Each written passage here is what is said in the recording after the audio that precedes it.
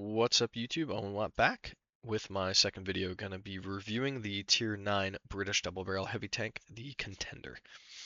So, real quick, down and dirty on the Contender. Again, British Tier 9 heavy tank.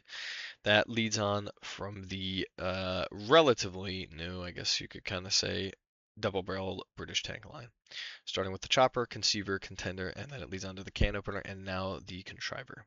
So the contender. For me, so far, this is the standout. I haven't gotten the can opener yet. Obviously, Churchill 1, not a fan. Churchill 7, eh. Chopper, pretty good. Conceiver, absolutely hated playing that tank. And now we landed the contender, where I have absolutely loved it so far. Why do I love the contender? Because the contender gets access to 105mm guns, which compared to the previous tanks running 20 pounders and 32 pounders, you're still within that 200 to 300 alpha range. It's really underwhelming. And then you get to this tank and you get 390 alpha per shot, which could obviously give you much more of a double. You're talking about 780 on average with 248 pen, which is much better than the previous tank. So quick down and dirty on the characteristics of the tank. So again, 390 alpha, 248 pen, 248, solid enough. I shoot pretty much strictly standard rounds.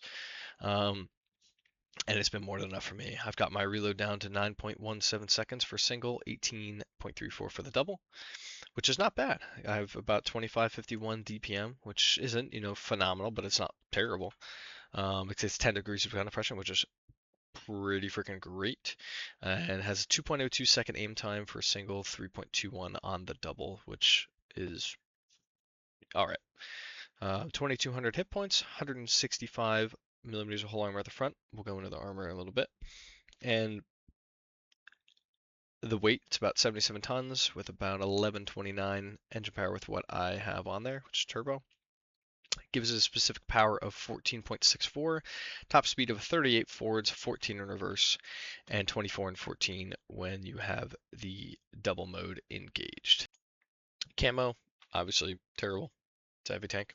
And I got my view range up to 416, which is not really great, but for heavy, gets the job done. Again, that can be pushed up if you're running food and if your crew's a little bit further along than mine is, which I will show you guys in a second here.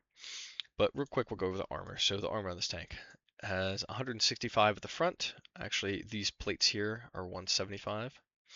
165 on the front and 85 on the sides, 40 on the rear. So, I mean, rear, shit, HE can get through you from especially some higher caliber stuff. No surprises there with it being a British hull, but this frontal hull armor is great. If you can keep this lower plate hidden, this upper plate just straight on, you're already packing about 260 of effective armor, and let alone if they hit this and kind of angled piece here from the front, it's going up into the 400s and even 500s depending upon your angle. So it's really solid frontally. And then you have this thick bar here that is extremely thick. So shots go high, trying to aim for the lower plate, and they hit this, it's going to bounce.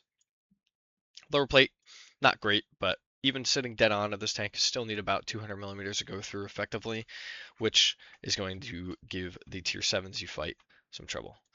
So looking at the front of the turret, 280 millimeters thick, and really it's honestly deceptively well angled.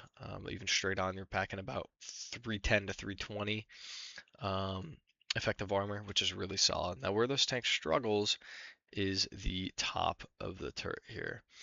Top of the turret is fairly weak at 55, so if you're even slightly above it and you take the shot at the top of that turret, it is super well angled, so you're gonna have to make sure you're slightly above. But the weak spot that people abuse the most is this cupola here.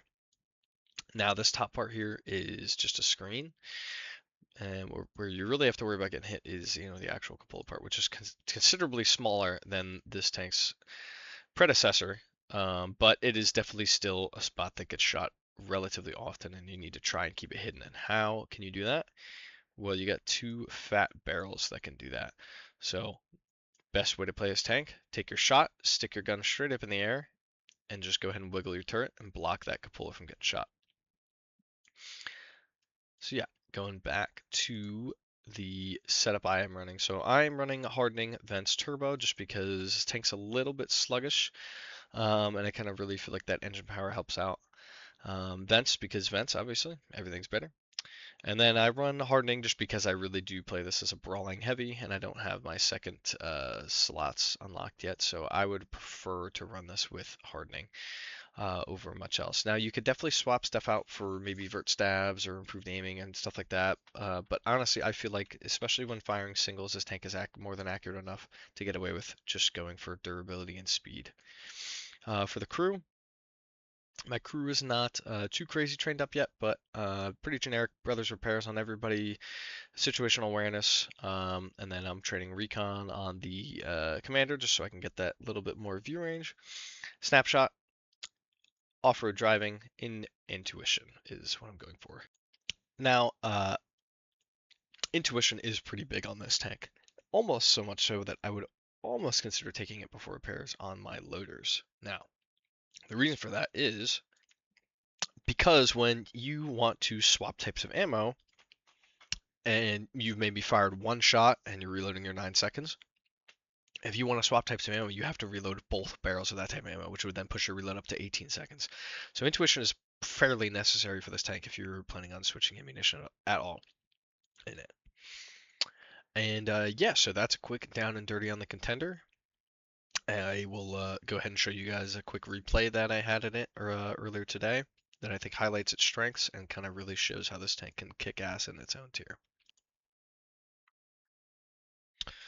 Alright, so we find us in a pretty nice matchup.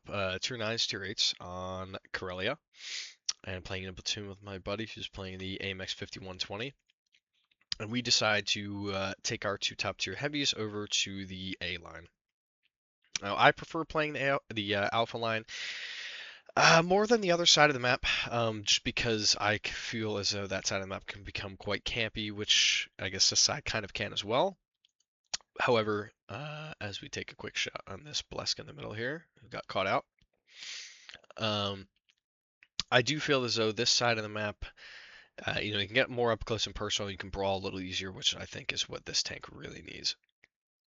So I go ahead and stop there to make sure that I don't get shot in the cross by any TDs over there. After shooting that Blesk where I got spotted, so I had to be careful of that. So we're making our way up the slope here, and my teammate goes and spots 3 heavies heading this direction. I get spotted again. Koldov takes a shot for me. Not sure if he was spotted or if the guy was shooting at me, so thanks, buddy. And here we go. Start getting to work here. Kind of knew that shot was never going to pen, but my motto is take the shot. If you got a shot and the guy's going to shoot you, you may as well take the shot. You may hit the cupola. So Toro exposes himself. Light him on fire. He's way over angling his tank, and we punish it. Again, even now, even at this distance, you know, at 173 meters, you have to be shooting singles. So T-32 has really no chance to pen me frontally unless he starts shooting gold, and or if he hits my cupola. So I'm waiting for this guy using the armor flashlight. I do spot some green there, so I know if he extends a little too far, I have a nice little spot to hit right in his upper hole there, and I go straight through. So Skoda T56 doesn't quite have the gun depression. He's trying though. So now we're getting pushed by the Skoda and an E75. And I'm kind of fishing for a shot on a cupola, but I see the Toro re-peaks again, and I let him on fire again and kill him. So it's 2 fires on that guy. Kind of feel bad for him, but is what it is. RNG was not on his side. Shot goes a little high there on the Skoda T56, and we miss out on the pen. E75, I know all these guys are reloading, so I pull around the corner, feel safe to get that lower plate shot on him. Again, firing only standard ammunition. It's more than enough to kind of get through the lower plate at E75. Looking for a cupola shot. Fortunately, goes just low on that Skoda. So your Contender, again, right there. So right here, see what I'm doing here is using my gun to block my cupola. So let's go to 256. It's about right here. If it wants to let me scroll down, but it doesn't seem to want to let me. Anyway, but you kind of get the gist of it. So keep your gun pointed up. You can really cut off your only weak point frontally, and it's just it works wonders. So you're gonna see the Skoda bounces one, keep rocking back and forth. He doesn't even bother trying to aim at me anymore. I pull down, take my shot, stick my gun back up, and he bounces again. Looking for a shot on the Cupola E75, decide it's probably not worth it. Not gonna pen. I get 2 bounces from the E75 T32, so I pull forward to get a free shot on the E75's lower plate. Especially angled up like that, he's got no chance.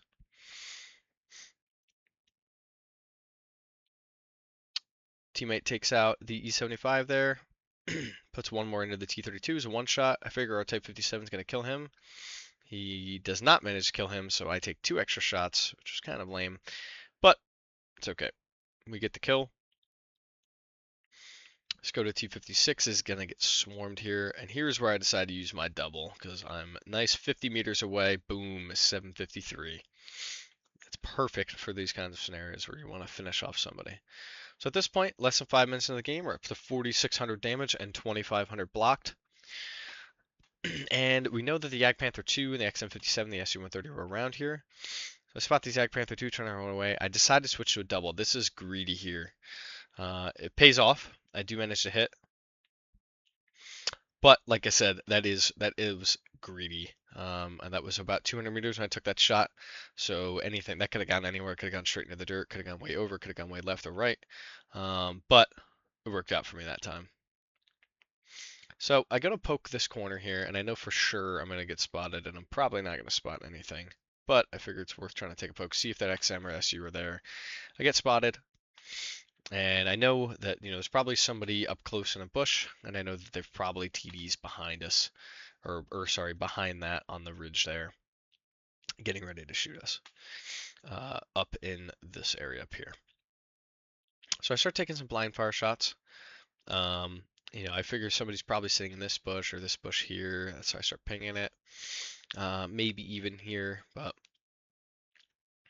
anyway. So I see that tree get knocked down. So I go ahead, take aim, take a shot. It's the G-SOAR.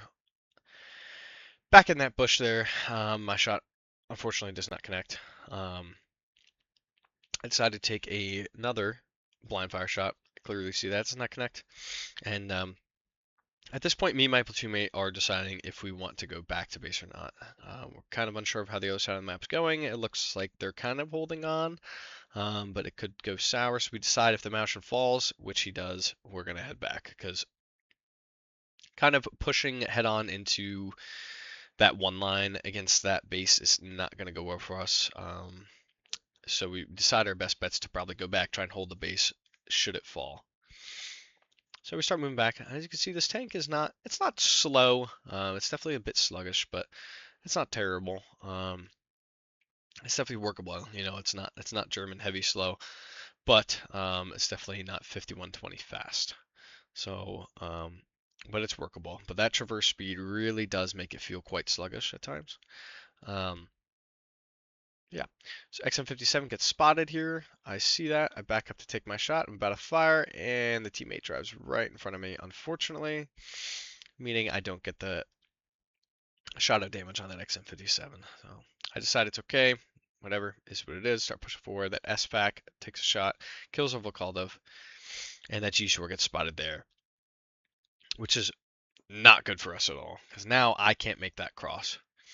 So I see him, back off, take a free shot. He hits me for 441. That hurt pretty bad. I decide, all right, I can't really push past this. That S-back is up there. And a WZ-120 shoots me out of nowhere. So I go to pull forwards, and then I think about it, and I'm like, you know what? I'm going to expose myself to way too much stuff here. G-SOAR bounces my butt. XM57, thank God, bounces an APCR round off of me. And as you can see from the hit log in the bottom left-hand corner, I'm getting hit primarily by gold rounds. That's just nature of the game. But their armor's holding up really well. We've blocked 3900, almost 4K already. So right now it's 7-7. We're slightly down on hit points from what we can see, and we're kind of in a turtle at this point, at least on this side of the map. They have the WZ-120 and a few TDs over on the 1-2 line, the G-SOAR in the middle of the map spotting us, and we know that there's an SFX somewhere in the middle of the map that could shoot at any point. So I decided to back out to try and spot this G-SOAR, and then the 5120 gets lit just outside of my render range. So I would like to shoot him. I try to inch forward. He's still not popping up. And I take a shot blind. In reality, after looking at the map, that was honestly not a good shot. But, well, gotta try. My teammate's able to take out the AMX 5120, which is big. And I poke around that corner, see if I can spot an XM57 or the SU-130, but unfortunately I don't see anything. Our Felice pings for help. Tell him affirmative, because I will help him, but not if he pushes around that corner, because I'm kind of stuck here. So I poke around. There's the G-SOAR driving straight at me. Shot hits the wheel. Those damn wheeled tanks. And we're going to reload in time. We're not going to reload in time to get a second shot. But I see my friend over here is fighting this WZ-120.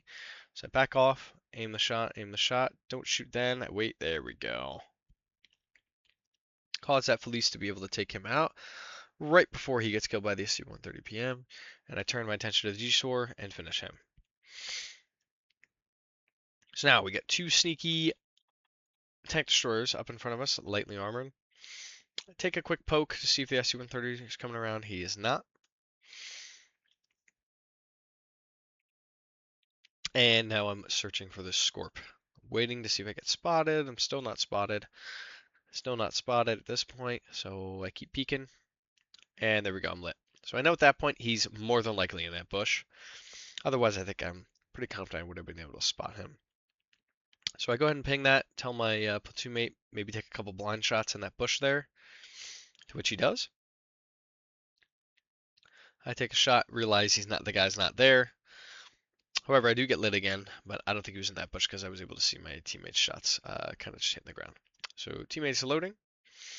We're able to kill the enemy 5120, kind of put us in a much better spot. SFAC gets spot in the middle of the map. Back up a little bit, and I see him, and I'm able to catch him. Up to 5 kills, 6,700 damage, and almost 4K blocked. There's still some work left to be done. It's 12 to 11. We have quite a bit more hit points. However, they have three tank destroyers with very big guns left.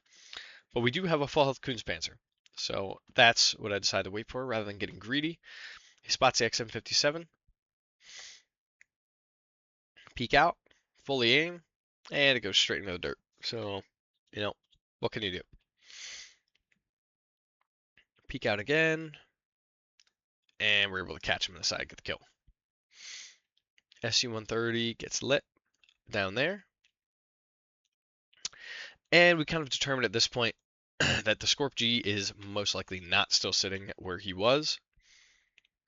So my platoon mate comes charging down, realizing that, he has more than enough hit points to take a shot from both of those tank destroyers and clip out at least one of them. If not both of them, depending on how much health that Scorpion G still has. So once he pushes up, I go ahead and push forward. I swap over to an HE round. Fortunately, don't have a shot on the SU-130 yet. And I feel safe enough with my platoon mate over there that Scorp is not up to my right, so I decide to push in on this SU-130. He's tucked behind that rock there.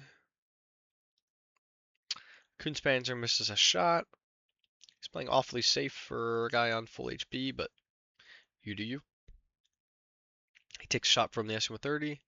I go ahead and switch to a double, which in reality, I did not need HE there, and it caused me to not get the kill because only one shot penned, the other one did not. But a standard round double would have killed nonetheless. So we know the Scorpion G's up there. He bounced me. He's running. I swap back to single fire already. Try to loop a shell over here. Fortunately, that was never going to happen, but I know I'm not fast enough to get up there to shoot him. Fortunately, he slams on the brakes right there. Take my shot, goes way wide, and then of course he decides to peek right afterwards. Quite frustrating. That could have pushed us over the 8K mark, but my platoon mate finishes him off and allows us to get the win. So that was my game in the Contender, and I will pull up the post-game stats. All right, here are the post-game stats from that game. Mastery badge, ace tanker, whole bunch of these things.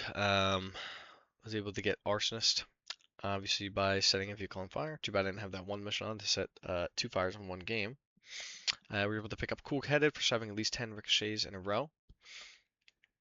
Brothers in Arms, high caliber, a top gun, and a steel wall medal. We managed to accumulate 7,424 damage, 6 kills, and 1,772 base experience points.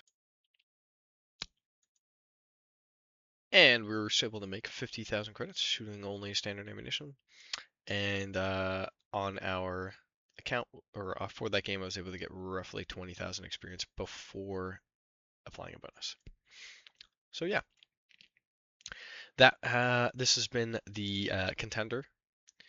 Thoroughly recommend this tank. Having a lot of fun playing it. It's tough not to crack. Can really dish out the damage. And yeah, thanks for watching. I'll catch you next time.